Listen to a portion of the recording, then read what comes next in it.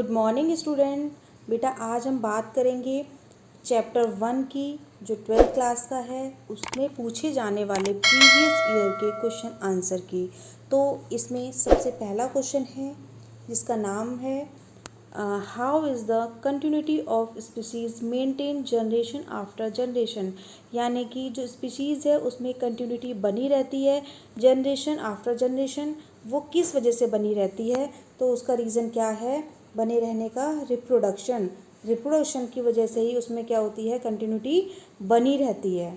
ठीक है, next question है what is the major difference you observe in the offspring produced by asexual reproduction and in the progeny produced by sexual reproduction. तो asexual reproduction से produce होने वाली progeny और sexual reproduction से produce होने वाली progeny में क्या मेजर डिफरेंस होता है? तो क्या मेजर डिफरेंस होता है, यानी कि आसेक्सुअल रिप्रोडक्शन से जो प्रोड्यूस होती है प्रोजेनी वो कैसी होती है, आइडेंटिकल होती है। ठीक है, अपने पेरेंट्स के क्लोन होती है। और आसेक्सुअल रिप्रोडक्शन से प्रोड्यूस होने वाली प्रोजेनी कैसी होती है, आइडेंटिकल होती है। और जो सेक्सुअल रिप्रोडक्शन से प्रोड्यूस प्रोजेनी होती है उसमें क्या देखने को मिलता है, वेरिएशन देखने को मिलता है। तो वेरिएशन किसकी वजह से मिलता है, क्योंकि इसमें मेल प्लस फीमेल दोनों इन्वॉल्व होते हैं, इसकी वजह से इनमें क्या देखने को मिलता है, वेरिएशन देखने को मिलता है। अब हम बात करेंगे बच्चे नेक्स्ट क्वेश्चन की, क्वेश्चन नंबर 3। तो थर्ड क्वेश्चन में क्या पूछा गया है, name an organism where cell division is itself a mode of reproduction. यानी कि उस ऑर्गेनिज्म का आपको नाम बताना है जहाँ पर सेल डिवीज़न कैसे होता है, इटसेल्फ होता है, और जो क्या है, एक मोड ऑफ रिप्रोडक्शन है। तो कौन सा ऑर्गेनिज्म है जिसमें सेल डिवीज़न इटसेल्फ होता है, अमीबा। किसमें होता है, अमीबा में होता है। नेक्स्ट क्वेश्चन की बात करेंगे, हाउ डज पेनिसिलियम रिप्रोड्यूस आसेक्सुअली। कि जो पेनिसिलियम है उसमें कैसे रिप्रोडक्शन होता है आसेक्सुअली, तो कैसे होता है, बाय स्पोर फॉर्मेशन। कैसे होता है, स्पोर फॉर्मेशन। और स्पोर फॉर्मेशन कौन से बनते हैं, इसमें कोनिडिया बनते हैं। कौन से बनते हैं, कोनिडिया बनते हैं। मैंने आपको बताया था चैप्टर में, क्या बनते हैं इसमें, कोनिडिया बनते हैं, जिनकी वजह से इसमें क्या होता है, आसेक्सुअल प्रोडक्शन होता है। और कैसे थे, चेन की फॉर्म में थे, इस तरीके से था ना, कुछ इसका डायग्राम है ना, तो वही है ये। नेक्स्ट क्वेश्चन है आपका क्वेश्चन नंबर 5, जिसमें पूछा गया है mention a characteristics features and function of zoospore in some algae. कि आपको कैरेक्टरिस्टिक्स फीचर्स बताने हैं किसके, एंड फंक्शन किसके, जो सम एल्गी में मिलते हैं। तो क्या होते हैं जूस्पोर्स के कैरेक्टरिस्टिक्स? सबसे पहले तो ये कैसा होता है, माइक्रोस्कोपिक होता है, मोटाइल होता है इसका स्ट्रक्चर। ठीक है, यही इसके क्या होते हैं, स्पेशल कैरेक्टर्स होते हैं जो एल्गी में प्रोड्यूस होते हैं, जिनकी वजह से क्या होता है, उनमें रिप्रोडक्शन होता है। और वो कौन सा रिप्रोडक्शन कर पाती हैं, आसेक्सुअली रिप्रोडक्शन कर पाती हैं। नेक्स्ट क्वेश्चन है आपका question number 6, in yeast and amoeba the parent cell divides to give rise to two new individual cell.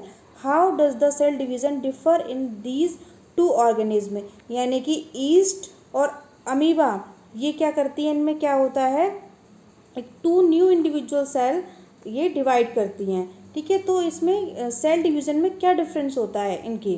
तो क्या डिफरेंस होता है, जो अमीबा होता है उसमें क्या मिलता है आपको, बाइनरी फ्यूजन मिलता है, देखने को हमने देखा था ना।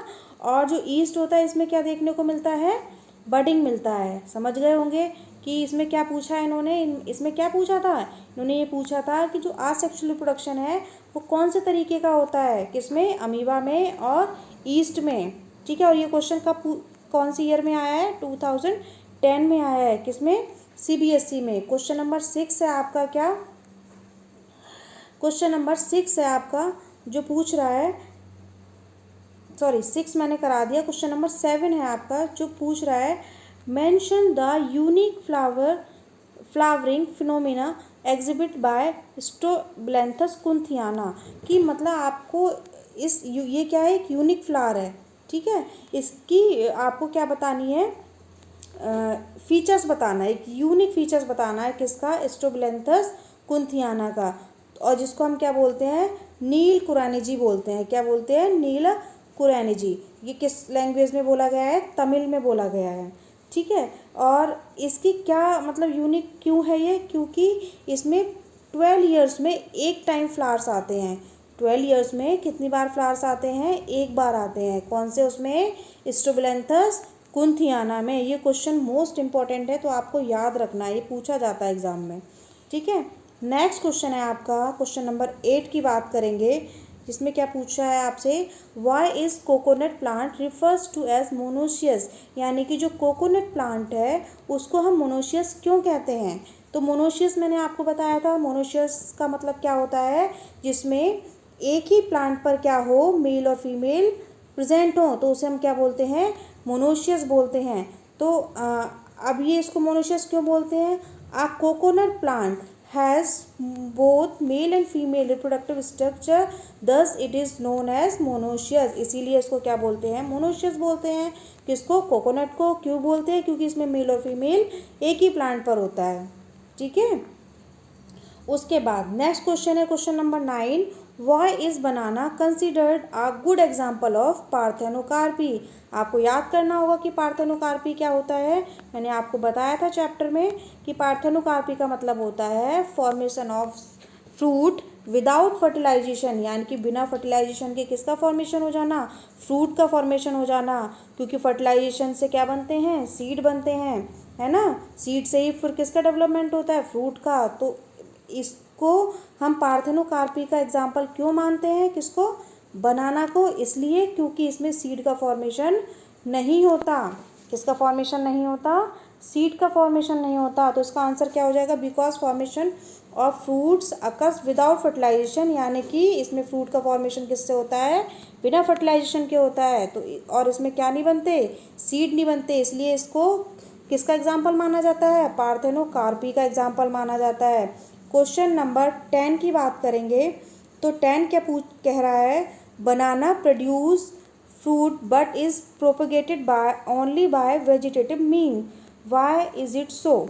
यानी कि जो बनाना है प्रोड्यूस होता है fruit but is propagated only by किससे होता है? वेजिटेटिव मीन से। तो ऐसा क्यों होता है कि जो बनाना है वो वेजिटेटिव मीन से होता है? तो इसका रीज़न क्या है? क्योंकि बनाना डज नॉट प्रोड्यूस सीड। क्या नहीं बनते इसमें? सीड नहीं बनते। ठीक है, और सीड नहीं बनते वो किसकी वजह से नहीं बनते? क्योंकि इसमें क्या नहीं होता? फर्टिलाइजेशन नहीं है पॉसिबल। क्योंकि सीड होंगे तभी तो फर्टिलाइजेशन होगा, सीड बनते ही नहीं है तो फर्टिलाइजेशन पॉसिबल नहीं है। इसलिए ये क्या शो करता है? पार्थेनोकार्पी। ये क्वेश्चन नंबर आपका हो गया 10। आज के लिए इतना ही, आगे बात करेंगे आगे के क्वेश्चन की।